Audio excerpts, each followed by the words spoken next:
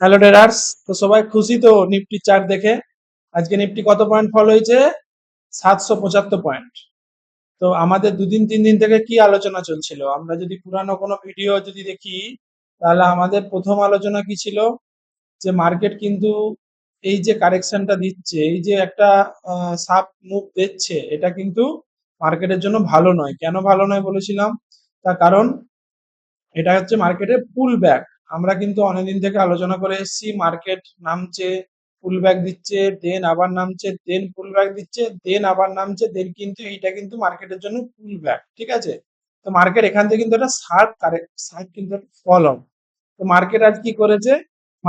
Market আজ নানা করে 2% গ্যাপ গ্যাপ ডাউন খুলেছে, এবং গ্যাপ ডাউন খুলে সেখান থেকে কিন্তু আরো কতটা ফল করেছে? সেখান থেকে আরো কিন্তু কতটা ফল করেছে আমরা যদি দেখি, সেখান থেকে আরো 100 পয়েন্ট ফল করেছে। তো আমাদের প্ল্যান অনুযায়ী যদি দেখি, তাহলে কিন্তু এই পুলটাকে আমরা কিন্তু কোনো রকম কিন্তু কিছু কাজ যদি করে থাকতাম, তাহলে কিন্তু পুল করতাম, এবং এই সুযোগটা কিন্তু মার্কেটকে দিয়েছিল। মার্কেটে যদি কোনো ইনভেস্টর যদি কোনো সুইং পজিশন কি পজিশনাল পজিশন বের করার জন্য কিন্তু মার্কেটের জন্য এই সুযোগটা ছিল। মার্কেট কিন্তু আর কিন্তু এই সুযোগটা দেবে না। কেন দেবে না? তার কারণ হচ্ছে, আমরা যে ডেটা দেখি, ফার্স্ট আমরা ডেটা দেখবো, তারপর দেন আমরা অ্যানালিসিস করব। তো আজকে ডাটা হচ্ছে এইটা কিরকম? ক্লায়েন্ট তাদের পজিশন লং করেছে, ঠিক আছে, ক্লায়েন্টকে তো আমরা বেশি গুরুত্ব দেবো না। ডিআই কি করেছে? তাদের পজিশন আবার আজকে কিন্তু নেগেটিভ। এতদিন কি করছিল? মার্কেট নিচে আসছিল, ডিআই কিন্তু কিনছিল। আজকে কি হয়েছে? মার্কেট নিচে এসেছে প্রায় 780 পয়েন্ট, তাও কিন্তু মার্কেট ডিআই কিন্তু তাদের পজিশন কেটেছে। এবং এফআই কি করেছে? কিচ্ছু করেনি, চুপচাপ বসে আছে। প্রো কি করেছে? প্রো কিন্তু তাদের পজিশন আবার 6% কেটেছে। তো আগের দিনও কিন্তু প্রো কেটেছিল, এবং আমাদের প্ল্যান ছিল মার্কেট কিন্তু এখান থেকে একটা রেজিস্ট্যান্স নিতে পারে, দেন কিন্তু ফল করবে। আজকেও কিন্তু প্রো তাদের পজিশন 6% কিন্তু কেটে দিয়েছে। প্রো কোথায় গেছিল হাইয়েস্ট? প্রো হাইয়েস্ট চলে গেছিল 69-এ, এখন 61-এ হোল্ড করছে। তো মার্কেট কিন্তু আরো কিন্তু ডিপ কারেকশনে কিন্তু যেতে পারে। সেটা কত দূর অব্দি যেতে পারে? মার্কেটের জন্য কিন্তু নেক্সট যে লেভেল আছে সেটা আমরা দেখতে পাচ্ছি 22,000। ঠিক আছে? সেটা ওভারঅল একদিন, দুদিন, 5 দিন কবে যাবে জানি না, কিন্তু যাবে। তো আমরা যদি এখান থেকে একটা যদি লেগ ক্যালকুলেশন করি, এই যে লেগটা ছিল, এটা যদি আমরা ক্যালকুলেশন করি, এইটারই যদি আমরা ক্লোন নিই, তাহলে আমরা বুঝতে পারবো কতটা কারেকশন করতে পারে। ঠিক আছে? তো এরপরে আমাদের নেক্সট সাপোর্ট কোথায় পাবে? 22,500 কিন্তু আমাদের নেক্সট সাপোর্ট। 23,000 অলরেডি আমাদের ব্রেক ডাউন হওয়ার পথে। কাল আশা করছি গ্যাপ ডাউন খুলবে। তো গ্যাপ ডাউন খোলার পরে কিন্তু আবার একটা শার্প ফল কিন্তু আমাদের জন্য আসতে চলেছে। ঠিক আছে? তো যাই হোক, কালকের জন্য আমরা অ্যানালিসিস করব। তো আজকে আমরা প্ল্যান কি বলেছিলাম? কালকে আমাদের প্ল্যান কি ছিল? মার্কেট কিন্তু একটা রেজিস্ট্যান্স নিয়েছে, এবং রেজিস্ট্যান্স নিয়ে কিন্তু ফল করতে পারে। তো সেই ফলটা কিন্তু গ্যাপ ডাউনে কভার হয়েছে, দেন কিন্তু একটা ফল হয়েছে। ঠিক আছে? তো কালকের জন্য আমাদের প্ল্যান কি থাকবে? কালকের জন্য আমাদের সিম্পল প্ল্যান থাকবে কি? এই যে লোটা আছে 23,000, এই লোটা মার্কেট কিন্তু একবারটি টেস্ট করে কিন্তু উপরের দিকে গেছে। অর্থাৎ মার্কেট যদি এখানে এই যে এই লেভেলটা থেকে যদি কোনো রেজিস্ট্যান্স পায়, কোথায়? 23,200 কিন্তু মার্কেটের জন্য ইমিডিয়েট রেজিস্ট্যান্স। এখান থেকে কিন্তু মার্কেট আবার কিন্তু সাব সেলিং আসতে পারে। ঠিক আছে? আর কি করতে পারে মার্কেট? মার্কেট যদি গ্যাপ ডাউন খুলে, মার্কেট যদি এই এর নিচে যদি খোলে, তাহলে কিন্তু ইমিডিয়েটলি আবার কিন্তু একটা শার্প সেলিং আসবে। ঠিক আছে? সেটা কত অব্দি আসতে পারে? 22,500 কিন্তু আমাদের নেক্সট লেভেল। কেন 22,500 আমাদের রাউন্ড লেভেল? এবং আমি যদি 75 মিনিট চার্টে দেখি, তাহলে কিন্তু এর নিচে কোনো লেভেলই নেই। ঠিক আছে? এখানে যে গ্যাপটা ছিল আমাদের, এই গ্যাপটা কিন্তু অলরেডি কাভার হয়ে গেছে। আমরা যদি এখানে কোনো পয়েন্ট দিই, এটা কত? 22,800, এই লেভেলটা আমাদের সাপোর্ট হিসাবে কাজ করবে। দেন আমাদের আর একটা গ্যাপ পড়ে আছে 22,400। দেন আমাদের ওভারঅল সাপোর্ট কিন্তু কোথায়? 22,000, কত? 22,000, 21,800, 22,000 কিন্তু আমাদের নেক্সট সাপোর্ট জোন হিসাবে কাজ করবে। ঠিক আছে? এবং আমরা 15 মিনিটের যদি স্ট্রাকচার দেখি, তাহলে কিন্তু সরি 15 মিনিটের যদি স্ট্রাকচার দেখি, তাহলে মার্কেটের নেক্সট সাপোর্ট কি দেখবো? মার্কেটের নেক্সট সাপোর্ট থাকছে 22,800। আর তারপরের সাপোর্ট কি থাকছে? তারপরের সাপোর্ট থাকছে হচ্ছে 22,400 এবং 500, এই দুটো ওভারঅল একই জোনে আছে। অতএব আমাদের ফার্স্ট কাজ থাকবে মার্কেটের জন্য রেজিস্ট্যান্স খোঁজা।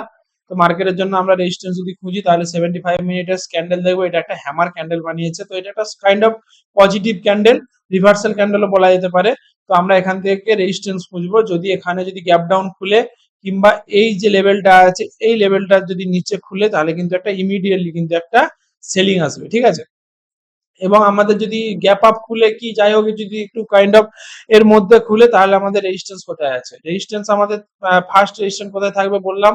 আমরা যে প্রিভিয়াস যে সুইং আছে সেটা মার্ক করব, মার্ক করে আমাদের ফার্স্ট রেজিস্ট্যান্স কোথায় 23,100 কিন্তু আমাদের ফার্স্ট রেজিস্ট্যান্স, এই লেভেলটা থেকে কিন্তু আমাদের আবার কিন্তু সেলিং কন্টিনিউ করতে পারে। ঠিক আছে, আর কি করতে পারে দেন, কি করতে পারে যদি গ্যাপ ডাউন খুলে, তাহলে মার্কেটে কিন্তু এইটা একটা আজকের লো ছিল, এখান থেকে মার্কেট কাইন্ড অফ কি করব, মার্কেট কাইন্ড অফ এখান থেকে কিন্তু রিভার্সাল দিয়েছে, যদি গ্যাপ ডাউন খুলে তাহলে কিন্তু মার্কেট কাইন্ড অফ একটু উপরে যেয়ে কিংবা কাইন্ড অফ নিচে এসে কিন্তু সাব সেলিং আসতে পারে। ঠিক আছে, তো একটু উপরে যে আমরা স্ট্রাকচার দেখবো, যদি কোনো রেজিস্ট্যান্স পাই রেজিস্ট্যান্স থেকেই আমরা সেল করব, আমরা ব্রেকডাউন কি ব্রেকআউট এইভাবে ট্রেড করব না।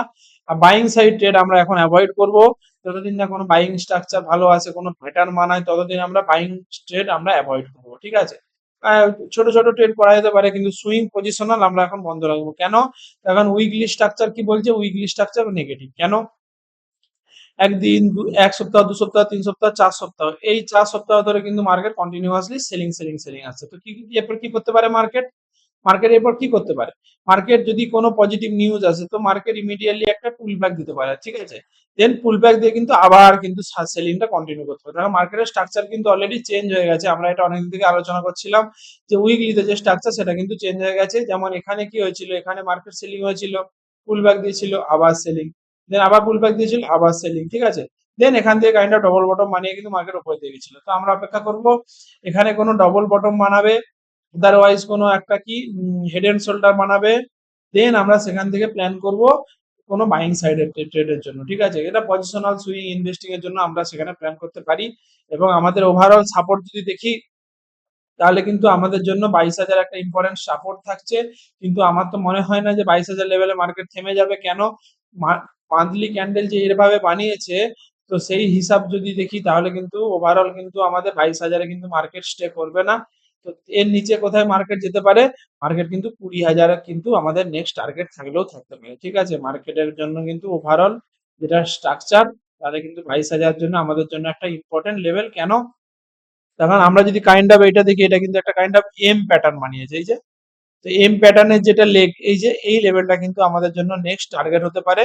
তো সেটা কত, 19,000 20,000-এর মধ্যে কিন্তু মার্কেট আগামী দিনে কি আগামী বছরে কিন্তু 19,000 কিন্তু আমাদের জন্য বেস্ট সাপোর্ট হিসাবে কাজ করবে। ঠিক আছে, আর এই যে আর কি বললাম, আর মান্থলিতে যদি আমরা আর একটা জিনিস দেখি যে কোনো সুইং, এটা একটা মার্কেটের সুইং ছিল, তো আমরা যদি এখান থেকে একটা ফিবোনাচি টানতাম, ফিবোনাচি টানলে কি হয়েছিল, মার্কেট এক্স্যাক্টলি 0.618 লেভেল থেকে কিন্তু মার্কেট উপরে গেছিল। ঠিক আছে, কিন্তু কি করেছিল, প্রিভিয়াস হাইটাকে ব্রেক করতে পারেনি, তার আগে থেকে কিন্তু মার্কেট কি করেছে, সেলিং এসেছে। তো যখনই এরকম কিছু বানায় তখন কি হয়, এই যে এখান থেকে যে সুইংটা আসে, এখান থেকে যে এম প্যাটার্ন বানিয়েছে বললাম, মার্কেট কিন্তু এখানে এসে কাইন্ড অফ আবার কিন্তু উপরে যাওয়ার কনসলিডেশন করে কিন্তু উপরে যাওয়ার চেষ্টা করবে। ঠিক আছে, তো যাই হোক, এটা ওভারঅল স্ট্রাকচার।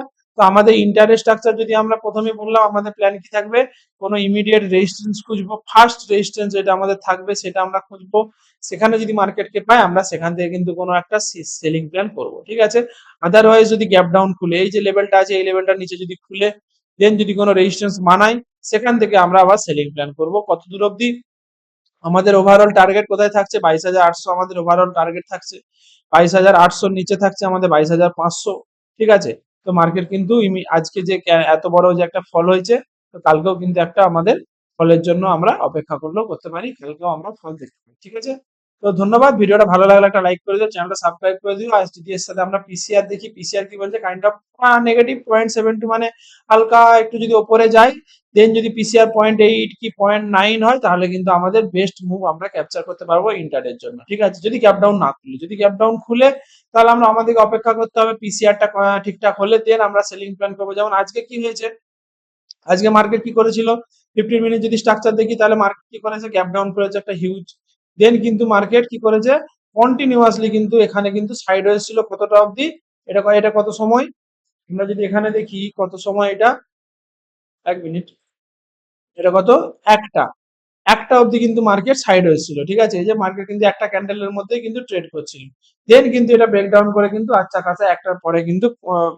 ভালো মুভ দিয়েছে। কেন দিয়েছে, তার কারণ যখনই এত বড় গ্যাপ ডাউন খুলেছে, তো সেখানে কি হয়, যেখানে কল সেলাররা কি পুট সেলাররা আছে, তাদের পজিশন অ্যাডজাস্ট করতে হয়। ঠিক আছে, তো অ্যাডজাস্ট করার পরে কি হয়েছে, এখানে কিন্তু পুট সেলাররা কিন্তু আর ছিল না, কি যাই হোক সেটা ছিল কি ছিল না সেটা তো জানি না, কিন্তু পিসিআর কিন্তু ইমব্যালেন্স হয়ে গেল। তো ইমব্যালেন্স যখনই হয়ে যায় তখনই কিন্তু মার্কেট কাইন্ড অফ এখানে লিকুইডিটি, যেটাকে বলে লিকুইডিটি তৈরি করেছে।